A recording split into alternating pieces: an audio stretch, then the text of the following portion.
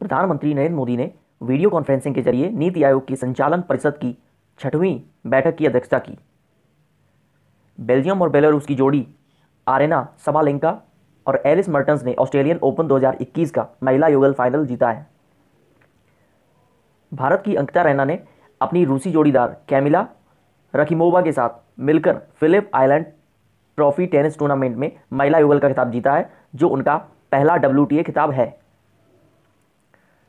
भारतीय धाविका दुती चंद ने नेताजी सुभाष चंद्र बोस राष्ट्रीय खेल संस्थान में इंडियन ग्रां प्री 1 एथलेटिक्स प्रतियोगिता की 100 मीटर स्प्रिंट स्पर्धा में जीत हासिल की।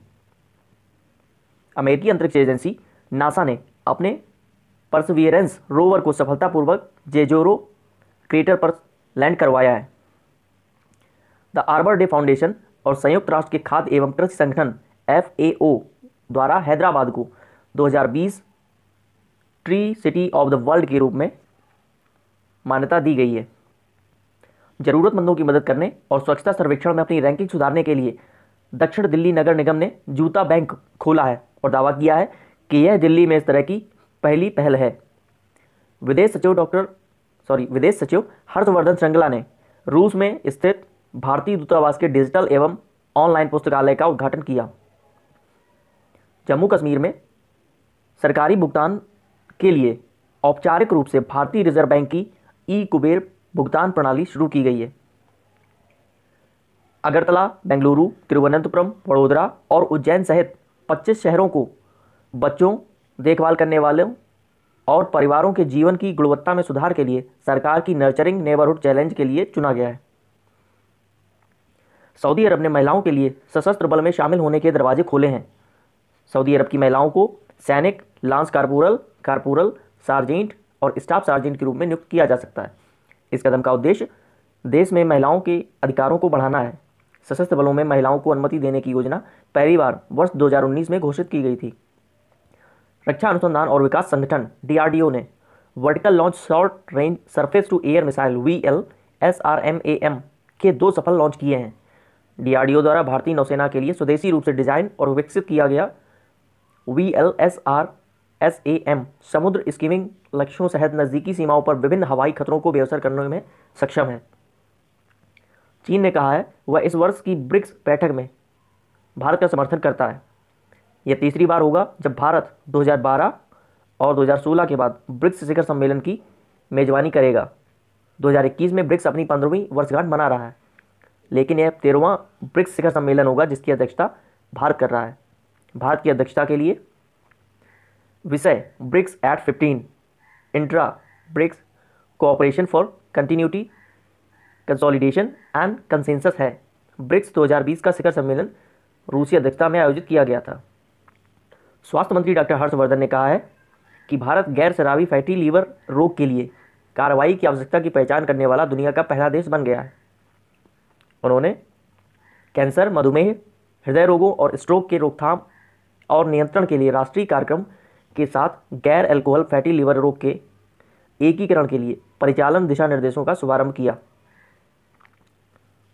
गुजरात में सूरत के पास हजीरा में थल सेना अध्यक्ष जनरल MM नरवणे ने 100वें और अंतिम K9 वज्र 155 mm 52 कैलिबर वाले सेल्फ प्रोपेल्ड होवित्जर को रवाना किया।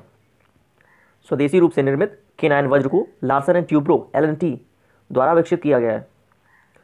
सूक्ष्म, लघु और मध्यम उद्यम मंत्री नितिन गडकरी ने 18 राज्यों में फैले 50 कारीगर आधारित SFU-RTI समूहों का उद्घाटन किया।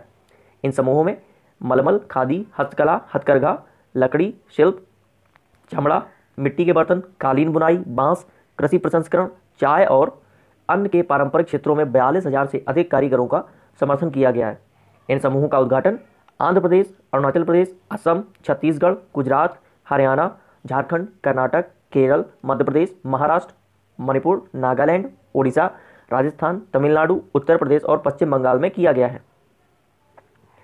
पुणे इंटरनेशनल सेंटर इस साल के एशिया इकोनॉमिक डायलॉग की सह अध्यक्षता करेगा। इस वार्ता को विदेश मंत्री डॉक्टर S जयशंकर और जापान, ऑस्ट्रेलिया, मालदीव, मॉरिशस एवं भूटान के उनके काउंटर पार्ट्स अर्थात समकक्षों के द्वारा संबोधित किया जाएगा। The post Covid global trade and finance dynamics के विषय के तहत सम्मेलन महामारी के बाद दुनिया में लचीला वैश्विक विकास पर उद्घाटन सत्र के साथ शुरू होगा। योगी आदित्यनाथ की उत्तर प्रदेश सरकार की योजना है कि जेवर हवाई अड्डे को 6 रनवे के साथ एशिया के सबसे बड़े हवाई अड्डे के रूप में विकसित किया जाए।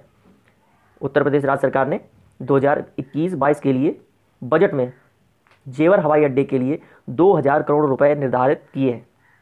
राज्य सरकार ने जेवर हवाई अड्डे के रनवे की संख्या भी बढ़ाकर 6 कर दी है, जो पहले से 2 प्रस्तावित थी। अयोध्या में निर्माणाधीन हवाई अड्डे का नाम मर्यादा पुरुषोत्तम श्री राम हवाई अड्डा होगा। बजट में इसके लिए 101 करोड़ रुपए का प्रावधान किया गया है। अयोध्या हवाई अड्डे को भी बाद में एक अंतर्राष्ट्रीय हवाई अड्डा बनाया जाएगा। उत्तराखंड राज्य सरकार ने एक अध्यादेश लाया है जो कि महिलाओं को उनके पति की पैतृक संपत्ति में सह स्वामित्व अधिकार देगा। उत्तराखंड अपने पति की पैतृक संपत्ति में महिलाओं को सह स्वामित्व अधिकार देने वाला पहला राज्य बन गया है। उत्तराखंड सरकार द्वारा अध्यादेश का उद्देश्य उन महिलाओं को आर्थिक स्वतंत्रता प्रदान करना है जो खुद को बनाए रखने के लिए कृषि पर निर्भर हैं। उत्तर प्रदेश राज्य 20 टन काला नमक चावल की एक खेप को सिंगापुर में निर्यात करने के लिए तैयार है। 20 टन की खेप सिद्धार्थनगर से सिंगापुर भेजी जाएगी। राज्य सरकार ने चावल को सिद्धार्थनगर का एक जिला एक उत्पाद अर्थात 1 डिस्ट्रिक्ट 1 प्रोडक्ट भी घोषित किया है।